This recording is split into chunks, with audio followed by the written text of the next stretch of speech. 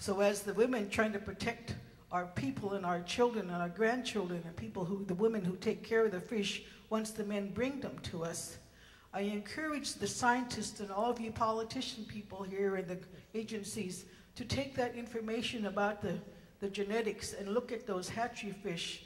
And when you're developing the hatchery fish, don't just develop your hatchery fish so they come up the river real fast, but when they come up the river, they come up the river healthy, happy fish.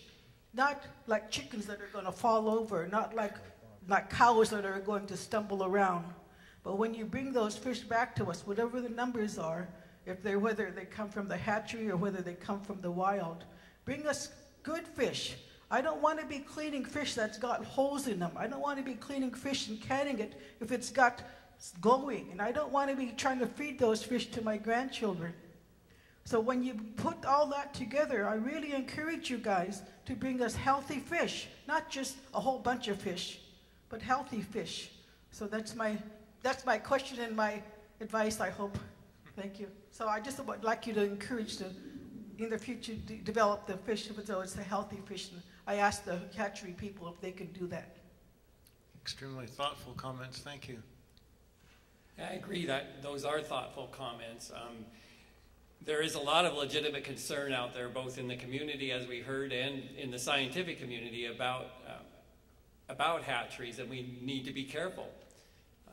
We need to make sure that we're rearing fish the right way, and we're not releasing too many fish in places that we shouldn't be releasing too many fish. So I think we have to take those kinds of concerns into account.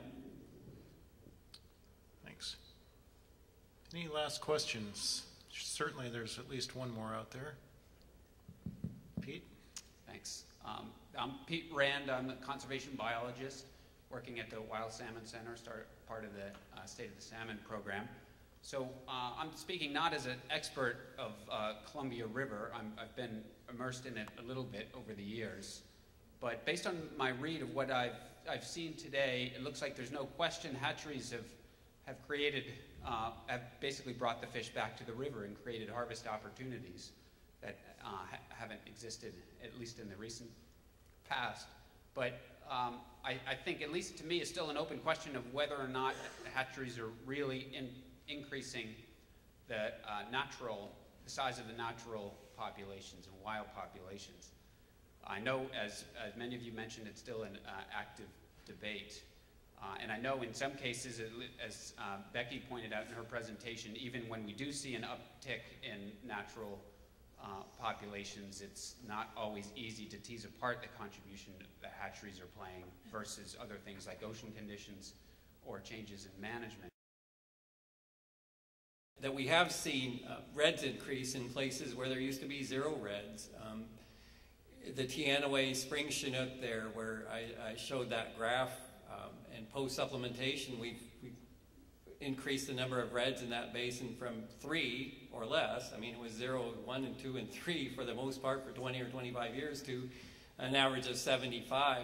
And in the Snake Basin, in the Fall Chinook, in 1989 and 1991, there were no reds in the Grand Ronde, and in 2010, there were 263 reds in the Grand Ronde. So I think that makes, over time, for a more diverse and a more robust population.